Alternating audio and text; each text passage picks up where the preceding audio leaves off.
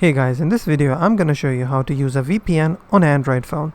First of all, head over to Google Play Store and go to the search bar and type in VPN. Hit enter. You'll be able to see a list of VPNs. In Android device, there are tons of thousands of different VPNs.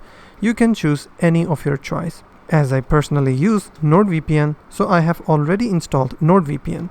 You can install any. So once you have installed, what you have to do is launch the VPN application that you have installed. And I have a button called Quick Connect. If I click on Quick Connect, now my IP address has been changed to India. But what if I want to change my location of VPN to any country of my choice?